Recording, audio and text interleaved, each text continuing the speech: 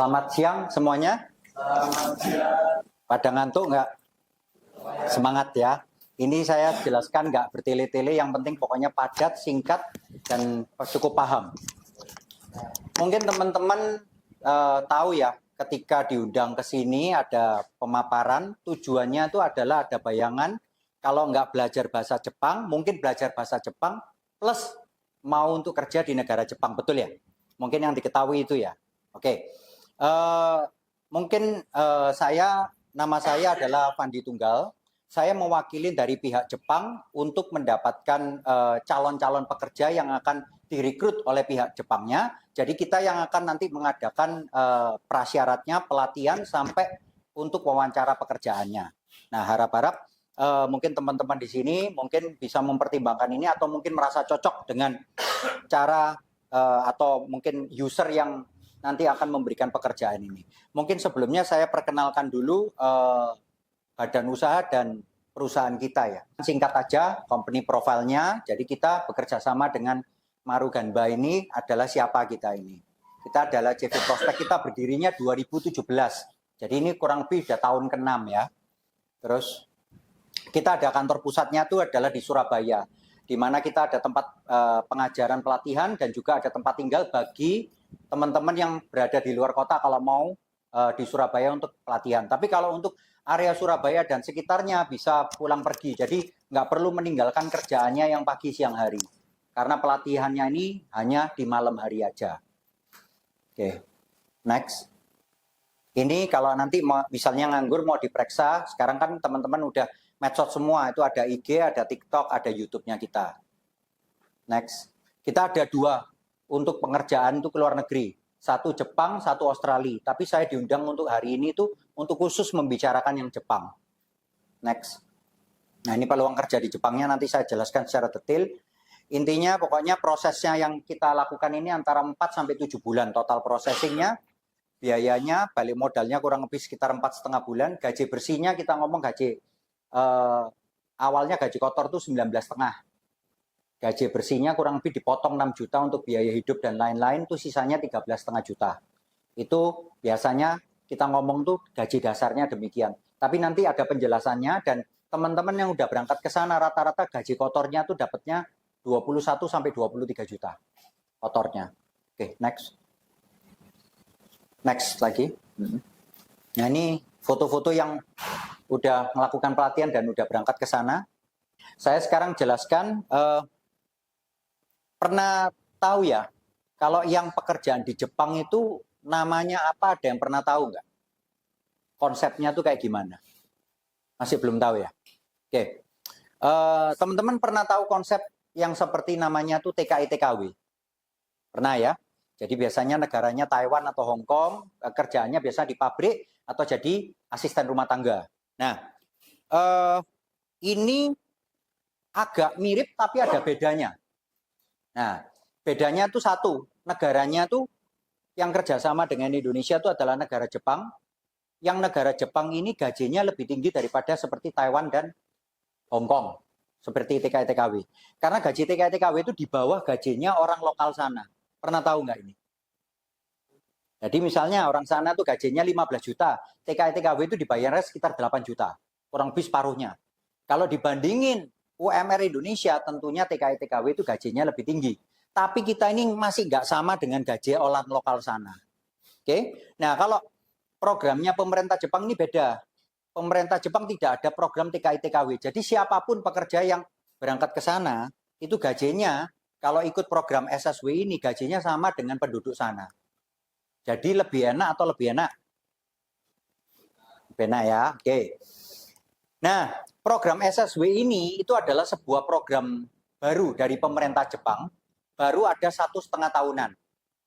Nah, program SSW ini itu sama pemerintah Jepang hanya menerima negara di dunia kan banyak.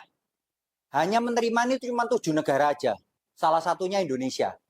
Jadi kalau kita misalnya negaranya negara Turki gitu ya, kita nggak bisa ikut program ini. Indonesia itu salah satu dari 7 negara yang ada kerjasama dengan pemerintah Jepang. Oke, nah dari 7 negara ini ada berapa yang jenis mata pekerjaan yang diterima oleh pemerintah Jepang? Total ada 18 mata pekerjaan. Pernah tahu nggak ini? Jadi kita ke sana tuh bukan artinya bisa kerja tuh di bidang apapun, tapi cuma ada 18 bidang pekerjaan. Tahun lalu cuma 14, sekarang menjadi 18. Oke, jadi ada bayangan ya.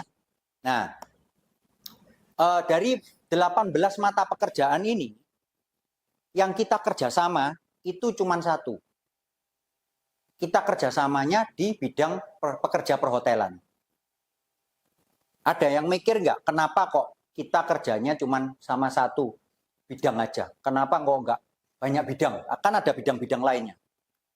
Kira-kira ada yang kepikiran nggak? Karena untuk ke Jepang ini dibutuhkan selain bahasa, nanti ada namanya ujian keterampilan. Nah, ujian keterampilan ini dari 18 mata pekerjaan, yang paling gampang ini di perhotelan. Kalau kita bisa lolos bahasa Jepangnya, tapi ujian keterampilannya nggak lolos-lolos, artinya apa? Kita nggak bisa ikut wawancara, kita nggak berangkat-berangkat. Paham ya? Contoh nih, saya kasih contoh aja. Pernah dengar nggak kerjaan yang ke Jepang caregiver untuk perawat? Nah, pekerjaan itu kan orang-orang banyak yang digembar-gemborkan di TikTok, di IG. Kenapa kok nggak berangkat-berangkat? Karena untuk ujian keterampilannya itu aja makan waktunya 3 bulan. Kalau nggak lolos, berarti harus ngulangin 3 bulan lagi. Ini di luar bahasa Jepangnya loh. Saya ulangin lagi ya, kan harus belajar bahasa Jepang dulu. Berarti kan ada waktu yang dibutuhkan. Kemudian ada keterampilannya, pelatihan dan ujiannya. Makan waktu lagi kan. Jadi kalau ini ditambah ini, lama kan? Belajar bahasa Jepang aja berapa bulan kan? Ditambahin lagi pelatihan keterampilannya berapa bulan lagi. Kalau nggak lulus, harus ngulangin lagi berapa bulan lagi. Makanya itu banyak yang mau ke Jepang tuh sampai setahun nggak berangkat-berangkat. Itu karena alasan ini. Nah, ini berkaitan dengan kenapa kok kita pilihkan yang bidangnya itu perhotelan. Karena bahasa Jepangnya tetap sama ya, berapa bulan ya. Tapi pelatihan keterampilannya ini cuman 1 minggu. Saya ulangin lagi masih, kalau yang belum nangkep ya. Pelatihan bahasa Jepangnya beberapa bulan. Ini mau pekerjaan bidang apa sama pelatihan bahasanya. Tapi pelatihan keterampilannya itu cuma 1 minggu. Nah, kira-kira yang lawan 3 bulan, lawan 1 minggu lebih cepat mana? Oke, itu yang pertama. Yang kedua, tingkat kesulitannya. Kenapa kok diajarkan dengan waktu yang jauh lebih singkat? Karena tingkat kesulitan ujian keterampilannya itu yang perhotelan ini yang paling gampang. Contoh, saya sudah ngikutin proses ujiannya dan lain sebagainya.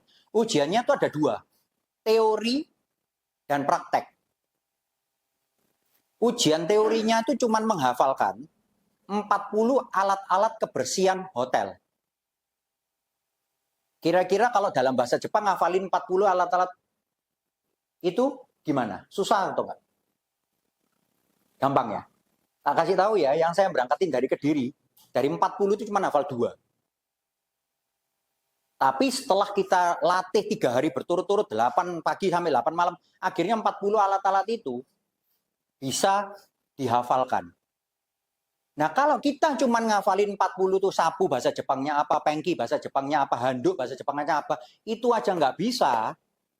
Kita jangan harap mau pekerjaan-pekerjaan lain yang lebih sulit. Contohnya kayak caregiver, perawat, mau ngafalin jarum suntik apa, tekanan darah bahasa Jepangnya apa, lupakan.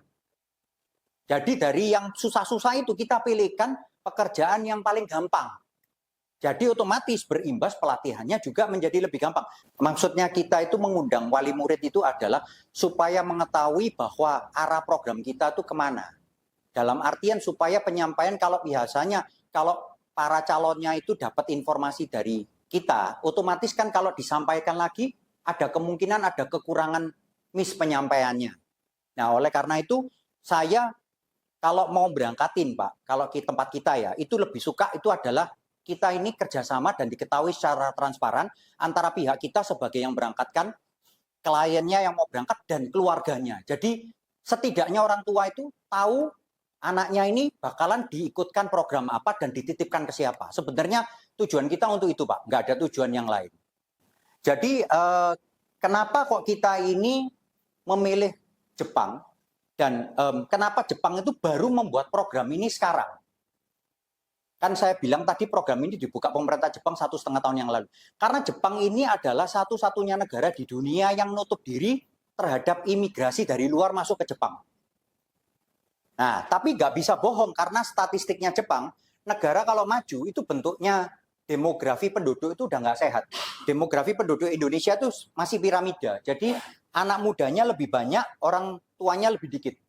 Tapi Jepang itu kebalikan, udah nggak mau lahirin anak, nggak mau punya anak. Jadi demografisnya negara maju itu selalu bentuknya demikian. Kita ngomongnya bentuknya kayak berlian, diamond gitu. Nah, apa yang terjadi kalau suatu hari ini yang tua udah meninggal, yang muda ini kan jadi kecil. Jadi penduduknya Jepang sekarang itu kalau saya lihat di sana itu peta Jepang tahun 2017 itu 126 juta. Sekarang tuh penduduk Jepang itu mungkin tinggal 100 belasan juta. Sudah ada 9 juta rumah jompo, rumah orang tua ya, yang tinggal sendirian dan meninggal, sekarang rumahnya kosong ada 9 juta jiwa. Jadi kalau Jepang ini tidak diisi tenaga kerja dan tidak diisi penduduk dari luar negeri, lama-lama Jepang 50 tahun kemudian ini punah, tidak ada penduduknya. Oleh karena itu mereka mulai membuka diri dari pekerjaan-pekerjaan dimulai dari 18 pekerjaan awal ini. Oke, nah jadi kita ini umat mudanya yang banyak ini yang nantinya pelan-pelan mengisi kekosongan di sini. Lewat salah satunya adalah jalur pekerja SSW ini. Nah, dari sini kita tahu bahwa ini dari beberapa berita ya, dari Metro TV, dari IG dan lain-lain. Mungkin adik-adik di sini itu masuk genset ya, udah masuk genset ya. Nah, genset ini ada perkiraan dari pemerintah Indonesia, itu dalam beberapa tahun ini bakalan ada sekitar 10 juta orang akan kehilangan pekerjaannya. Karena perubahan tren, otomasi mesin, dan teknologi internet terutama sekarang udah mengacu ke teknologi AI. Pernah dengar ya? Teknologi AI itu loh, Artificial Intelligence. Nah, dengan adanya itu maka pemerintah Indonesia itu mengadakan kerjasama dengan pemerintah Jepang. Dan ditargetkan ada sekitar 820.000 WNI yang dapat bekerja di Jepang. Kenapa kok kita pilihkan di housekeeping? Karena housekeeping tadi yang adik-adik dengar ya, ujiannya paling singkat, paling cepat. Dan housekeepingnya itu kita kerjasama dengan apa? Housekeeping ini sebenarnya bisa dipakai di berbagai macam tempat. Bisa housekeepingnya di rumah sakit, bisa housekeepingnya di gedung perkantoran. Kok kita pilihkannya itu di hotel? Dan kenapa kok kita pilihkan di hotel bintang 5? Ada yang bisa jawab nggak kira-kira? Kira-kira untuk jadi housekeepingnya rumah sakit sama hotel bersihan mana? Lebih nyaman ya kalau kerja di hotel bintang 5. Nah ini kurang lebih gaji SSW rata-ratanya itu adalah sekitar 21 jutaan. Ini dari hasil beberapa website Jepang. Biaya hidup di Jepang kurang lebih bisa ini dari website-nya. Ini kurang lebih komponen biaya yang sudah ditanggung itu sudah termasuk. Jadi kan tadi saya ngomong gajinya itu adalah 19,5 juta pokok. Itu belum lembur, belum ekstra ya. Nah, potongan biaya hidupnya itu berapa? Biaya hidupnya itu 6 juta. Biaya hidup itu meliputi apa? Pajak, asuransi sosial, asuransi pekerja, makan, dan tempat tinggal. Visanya dapat 5 tahun. Gajinya mulai dari 19,5, ada bonus, cuti, sama lembur, dan bisa lanjut ke SSW 2 yang nanti notabene bisa bawa keluarganya ke sana. Bisa bawa pasangannya, anaknya, dan orang tuanya untuk bisa ke Jepang. Kalau nanti visanya lanjut dari SSW 1 ke SSW 2. Nah, ini syarat-syaratnya tuh apa aja? Tinggi badan pria minimum 160, wanita 155, pelatihan bahasa lebih dari 2 bulan. Ada tato tendek, tato asal tidak masif dan tidak boleh kasat mata. Kalau misalnya tatonya agak besar, nanti kita mesti potretkan, kita kirimkan ke pihak Jepangnya, apakah sama pihak Jepangnya diperbolehkan atau tidak. Mata minus nggak apa-apa, tapi nggak boleh buta warna. Usia, nah ini usianya yang menarik. Kalau untuk kerjasama dengan housekeeping hotel bintang 5, ini bisa usia sampai 45 tahun. Nah, tapi adik-adik di sini mungkin usianya masih 20-30-an ya. Oke, nah ini prosesnya berapa lama? Ini kurang lebih prosesnya. Nah ini tahapan-tahapannya yang mungkin kalau misalnya mau dilihat ya. Tahapannya ini, tahapan awal registrasi, ada psikotes, pramedical check up, terus belajar bahasa Jepang Nihongo, N5 dan N4, kemudian tes N4-nya, pelatihan SSW, tes SSW. Ini yang saya ngomong tadi cuma seminggu. Kalau yang tipe SSW lain itu bisa sampai berbulan-bulan. Terus job matching, kontrak kerja keluar, baru administrasinya. Administrasi ini yang ada yang dari pemerintah Jepang, ada yang dari pemerintah Indonesia. COE ini Confirmation of Eligibility, ini dari pemerintah Jepang, Kojen Jepang. SKCK, Cisco EKTLN, BPJSTK, ini dari pemerintah Indonesia. Paspor, kemudian visa jadi, tiket pesawat, berangkat. Prosesnya kurang lebih demikian. Detail-detail biayanya itu ada DP, terus pembayaran dibagi 3 kali. Jadi totalnya adalah 65 ini. Oke, kalau gitu coba saya jawab ya. Jadi kalau saya lihat pertanyaannya kedua Bapak ini atau tanggapannya kedua Bapak ini agak mirip ya. Mungkin selama ini ada mungkin pengalaman yang kurang berjalan sesuai harapan. Kalau saya tangkap gitu ya. Nah, mungkin perlu saya klarifikasi di sini. Kebetulan saya ini baru intinya sebenarnya dengan program yang lama itu tidak berkaitan. Saya sendiri kurang mengetahui ya program-program yang lama itu apakah juga program SSW yang sama pun saya tidak tahu ya, karena mungkin perwakilan dari pihak usernya sana berbeda, itu ya. Tapi di sini saya ngomong ini berdasarkan apa yang sudah kita kerjakan dan sudah kita alami.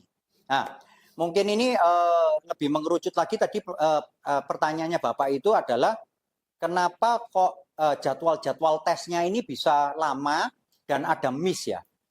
Saya nggak tahu ya dengan yang sebelumnya itu kayak gimana, tapi mungkin ini saya jawab yang sekarang ini. Nah, yang dibutuhkan tes itu ada 4 macam.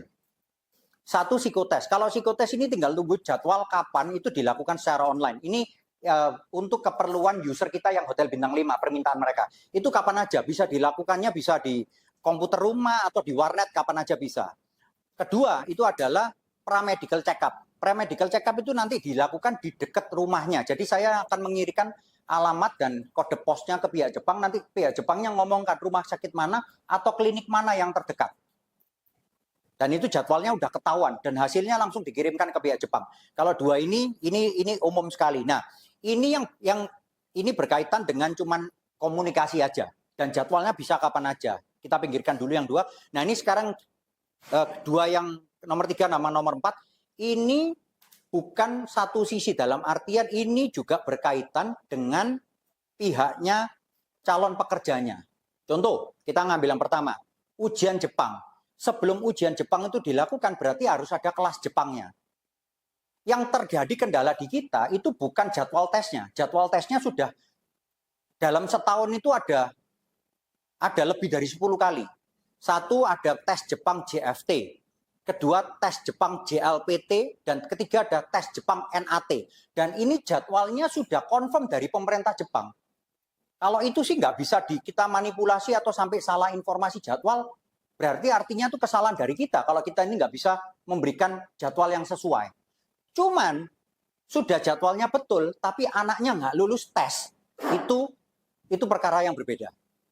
Nah, dari sini kita harus bekerja sama. Jadi memang program ini untuk seluruh rakyat Indonesia.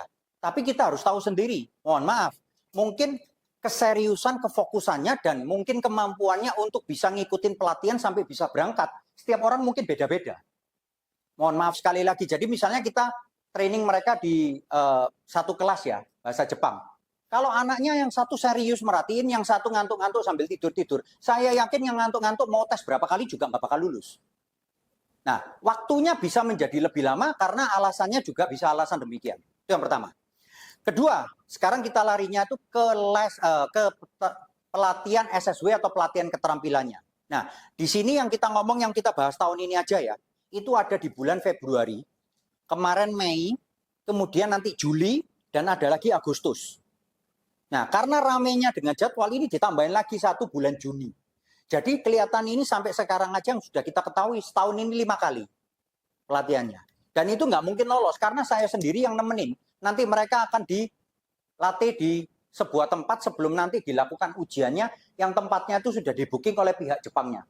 Biasanya tempat-tempatnya di universitas-universitas. Contohnya yang lalu di Universitas Multimedia Nusantara di Serpong, Tangerang Selatan. Sebelumnya lagi itu di UI. Besok ini di Bekasi, yang Juni. Nanti Juli ini diadakan di 2 lokasi, Bekasi dan Bali. Itu nanti ketahuan semua jadwal-jadwalnya. Nah, itu kembali juga karena ada kelas pelatihan keterampilan. Contohnya sudah dilatih bahasa Jepangnya. Terus disuruh ngafalin 40 teori alat-alat kebersihan ini dalam bahasa Jepangnya. Nah, kita harapkan anaknya juga mampu untuk bisa menghafalkan dan terutama waktu hari tesnya mereka bisa menjawab pertanyaan-pertanyaan itu. Karena kalau nggak lulus, otomatis gelar SSW-nya nggak bisa didapatkan. Nah, oleh karena itu dari pertama kita juga duduk baik-baik, kita menjelaskan semua tingkat kesulitan dan resikonya. Nah, apakah kurang lebih cukup terjawab Bapak-Bapak sekalian? Jadi pertanyaan sama. Tadi saya tuh tujuannya tuh bukan untuk membantah atau berusaha merubah ini ya faktanya ya. Saya cuma jelaskan bahwa yang terjadi itu memang kita butuh kerjasama di kedua belah pihak. Dan yang Bapak-Bapak sampaikan ini adalah untuk dapat jadwalnya saja itu masih belum bisa. Intinya kan itu kan. Oke, saya jelaskan, saya kurang tahu Pak, apa yang terjadi dengan sebelum ini. Ingat ya, saya baru datang hari ini. Jadi saya menjelaskan ini berdasarkan apa yang sudah saya kerjakan. Dan yang saya kerjakan itu bukan yang saya kerjakan di sini sebelumnya. Ini pertama kalinya saya ini injekan kaki di sini dan men-sharingkan. Saya juga baru dengar dari Bapak-Bapak kalau ternyata ada kesulitan bahwa mengambil tes ini kayak gimana. Oke, nah sekarang saya jelaskan Pak. Sistem pengambilan jadwal tes di Jepang, tadi kan saya ada jelaskan ada dua. Kalau dua ini tinggal nunggu perintah dari Jepang. Kalau dua yang ini adalah tes bahasa Jepang dan tes pelatihan keterampilan, itu rebutan. Suka nggak suka, itu yang terjadi dan itu yang ditentukan oleh pemerintah Jepang. Kenapa sistemnya dibuat susah kayak gitu? Kalau bisa, saya daftarin semua yang saya daftarin lulus dan berangkat. Karena itu otomatis itu bisnis bagi kita. Kenapa kok timbul kesulitan?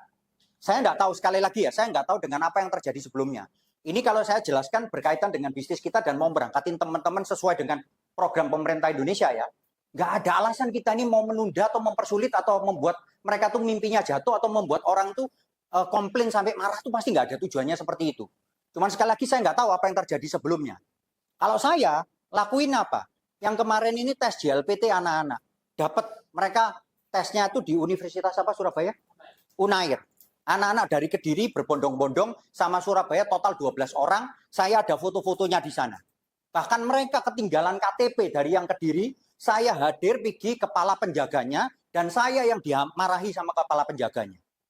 Dan saya minta bantuannya mereka, akhirnya diprintin KTP-nya pakai digital dan pakai itu akhirnya mereka diperbolehkan untuk masuk ke tempat tes ujiannya. Itu yang pengalaman saya. Nah, saya nggak tahu dengan apa yang terjadi sebelumnya ini, cara penanganannya atau cara sistemnya kayak gimana, saya nggak tahu. Kedua, saya mau jelaskan juga untuk perebutan tempat kursi SSW. Ini penting sekali, jadi supaya nggak salah. Karena ini kalau saya tangkap ini, berarti penjelasan di awalnya itu sangat tidak transparan. Makanya timbul kekecewaan. Kalau sistemnya SSW, saya kasih tahu ya, SSW perhotelan. Bukan SSW bidang lain ya. Jadi tolong jangan dibandingkan. Namanya sama SSW, tapi SSW-nya perawat sama SSW-nya hotel. Itu beda, kurikulumnya itu beda, pengadanya juga beda. Sekali ada kursi SSW ini dibikin 300 sampai 500 kursi. Yang kemarin itu diadakannya di Tangerang, di Serpong, di Universitas Multimedia Nusantara. Kepingin tahu yang orang Indonesia berapa? Cuman 30%, 70% itu diisi orang Myanmar, Thailand, Vietnam. Yang mereka tuh kehabisan slot di tempatnya dan ngambil slot di tempat Indonesia ini. Nah dari sana itu kita tahu bahwa program ini saking enaknya dibuat rebutan orang yang nggak dapat kursinya di Myanmar. Mereka bela-belaan ngambil tiketnya slot Indonesia. Kenapa saya katakan slot Indonesia tapi orang lain bisa ngambil? Karena ini sistemnya online. Orang dari seluruh dunia pokoknya ikut salah satu dari 7 negara tuh boleh ngambil. Asal mereka dapatnya kalau dari negara lain, mereka mau naik pesawat ke sini. Nah, kenapa kok orang Indonesia dapatnya 150? Saya juga nggak tahu. Karena itu sistem internet. Saya dengarnya itu banyak hacker. Hacker yang ngambil posisi ini kemudian slotnya dijual. Jadi tujuan mereka tuh cari bisnis sampingan di dalam ini. Itu yang terjadi selama ini. Nah, waktu hari war-nya untuk ngerebut tiket ini saya ceritakan. 1 hari sebelumnya kita briefing. Briefingnya 2 jam. Kita ngomongkan caranya nanti halaman pertama daftarnya gini. Nama kamu siapa yang dimasukkan, nama depan, nama belakang aja, nama tengah enggak usah. Nama kamu dalam hiragana, katakana itu tulisannya kayak gimana. Masukkan usianya sudah di briefing selesai. Harinya perang. Belum. Aktif mulai setengah 8 pagi. Sampai nanti penutupannya itu jam 12 siang. 8 dari jam 8 sampai jam 12 itu mereka harus siaga di depan laptop dan komputer. Anak-anak Kediri ini sampai nyewa satu warnet supaya mereka bisa saling ada apa dan mereka langsung ada di grup WA. Ini apa yang terjadi? Daftar ulang. Ini apa yang terjadi? Ini masih ngeheng. Tunggu, sabar dan lain sebagainya. Kenapa sistemnya sama Jepang dibuat kayak gini? Saya nggak tahu. Itu sistemnya Jepang. Kalau saya mau tak khususin orang Indonesia, orang Blitar aja, non Blitar nggak boleh berangkat. Saya kalau bisa pilih pasti pilih yang enak-enak. Tapi masalahnya nggak bisa. Itu yang terjadi. Dan ini bukan cuma dibuat rebutan sekali lagi orang Indonesia aja. Orang luar Indonesia juga rebut kursi ini. Jadi gini Pak, adik-adik ya, mungkin saya kan nggak tahu situasinya di sini itu kayak gimana. Mungkin nggak cuma adik-adik ini, tapi juga yang di luaran di sini itu masih ada. Jadi kalau saya lihat di sini itu ada yang masih fresh, yang pertama kali dengerin informasi ini, betul? Ada yang sudah daftar berapa lama dalam proses, tapi masih belum dapetin tiket. Atau mungkin yang lebih parah lagi sudah sampai nunggu bertahun-tahun sampai nggak dapat tiket. Nah, dari situ nanti saya minta ini dipisah-pisah golongannya. Kemudian saya konsultasiin satu persatu. Setiap golongan ini kan beda-beda. Karena pertanyaan yang fresh, yang baru pertama kali dengar pasti pertanyaan gajinya gimana Pak? Teknisnya gimana Pak? Ini apa artinya itu? Apa artinya? Lebih ngarah ke sana. Kalau yang sudah pernah ada problem sebelumnya, berarti artinya saya kepingin tahu problemnya tuh di apanya. Di tes bahasa Jepangnya, ataukah di SSW-nya, atau di problem apa. Itu yang saya mau ketahui. Setelah diketahui masalahnya, saya baru bisa memberikan solusi, alternatif solusinya. Dan moga-moga solusi ini bisa cocok dengan adik-adik dan bapak-bapak sekalian. Mungkin itu. Nah, ini mungkin yang saya bisa tunjukkan, ini waktu psikotes. Ini waktu mereka ada di camp trainingnya pelatihan di Jakarta. Ini sehari sebelum berangkat. Ini pelatihan bahasa Nihongo-nya. Ini kan Pak Emmanuel ini. Waktu kita penyuluhan di Kediri. Ini kita benar-benar penyuluhannya di desa itu. Ini waktu sebelum masuk, jadwal ujiannya tuh dibagi 4 hari. Jadi anak-anak war ya, sehari ini ada 2 jadwal, pagi siang, pagi siang, pagi siang, pagi siang. Jadi dari setiap anak ini jadwalnya bisa beda-beda dapatnya. Ada yang setelah pelatihan 3 hari, ada yang hari pertama jam yang pagi, ada yang dapat hari keempat jam yang siang. Saya minta semuanya itu tunggu, kan waktu itu sama-sama di Jakarta, saya minta jangan pulang semuanya. Jadi saling menguatkan. Dan ketika satu orang sudah masuk tes, itu mereka sharing, tadi aku ndredeg dok, aku ngene, aku. Nah, itu yang saya butuhkan. Enggak, tenang aja, nanti gini, itu ambil pelatihannya beda. Nah, itu diskusi itu yang saya mau antara adik-adik ini. Sembari, karena untuk keperluan SSW, pelatihan keterampilan, itu tidak harus dibutuhkan kelulusan N4. Tapi kelulusan N4 itu dibutuhkan untuk mensatsu, job interview, sama bos diminta. Tapi kalau untuk kelas keterampilan nggak perlu, cuman perlu mampu hiragana katakana. Jadi dalam perjalanannya belajar bahasa, ini sudah bisa ikut tes SSW. Jadi adik-adik semua ini termasuk Mas yang itu, yang sudah nunggu lama, ini saya bisa daftarin SSW-nya. Saya ini lebih khawatir nggak dapat kursi SSW, karena adunya tuh sama orang luar negeri. Kalau JFT, NAT, JLPT ini pasti dapat gitu loh. Yang penting pokoknya ikut proses pendaftaran dan lain sebagainya gitu loh. Dan semuanya itu pokoknya lancar. Syaratnya apa, rapot terakhir apa itu ada semua. Nggak apa-apa, nanti coba saya bantu perbaikin dari sekarang. Nah, ujian teorinya tadi saya udah katakan ya, untuk kesekian kalinya itu 40 alat-alat pembersihan. Kalau prakteknya ini harus nyelesain semua tugas ini di bawah 10 menit. Sekali lagi, di bawah 10 menit. Jadi anak-anak hari pertama itu kaku-kaku bisa 15-20 menit nyelesain semua. Tapi setelah dilatih 3 hari, ada yang cuma 4 menit sampai 6 menit. Paling lambat. Nah itu udah tenang kita, udah masuk tes. Itu aja waktu mau masuk tes tuh saya dampingin tuh dredeg itu mereka. Dok gitu. Karena di daerahnya di desa santai-santai hidupnya. Tiba-tiba harus ngikutin ujian-ujian gini. Jadi ingat ya, jadi ada 2 tes yang nggak usah bingung jadwal, nggak usah rebutan. Yaitu adalah psikotes dan paramedical check up. Ada 2 jadwal yang harus rebutan. Tes bahasa Jepang bisa terwakili dari 3 kurikulum antara JFT, JLPT atau NAT sama tes SSW ini. Nah, kalau 4 ini sudah dapat, berarti bisa ikut proses mensetsu. Kalau mensetsu goal diterima, berarti artinya kontrak kerja keluar. Kontrak kerja tertera semua hak kewajiban sampai nilai gaji-gaji. Tadi yang saya tunjukkan ada 2 bahasa. Setelah kontrak kerja dapat, bisa diurus COE, Certificate of Eligibility, COE. Itu yang mengeluarkan Konjen Jepang. Itu ngantri, tunggu. Kalau cepat nggak sampai sebulan, kalau lama bisa sampai 3 bulan. Bukan maunya kita. Kita mau kalau bisa 1 hari beres. Tapi kan itu terserah pihak Jepang. Nah, dengan COE itu kita bisa ngurus yang namanya visa, otomatis ya, terus surat-surat dari pemerintah Indonesia, SKCK, Cisco E, KTLN, BPJSTK. Jadi dibutuhkan laptop dan HP, dua-duanya itu dibutuhkan. Kadang-kadang ini bisa ngehang WiFi, kadang-kadang WiFi bagus, kadang-kadang sinyal HP bisa bagus, kadang-kadang bisa ngehang. Jadi butuh 2.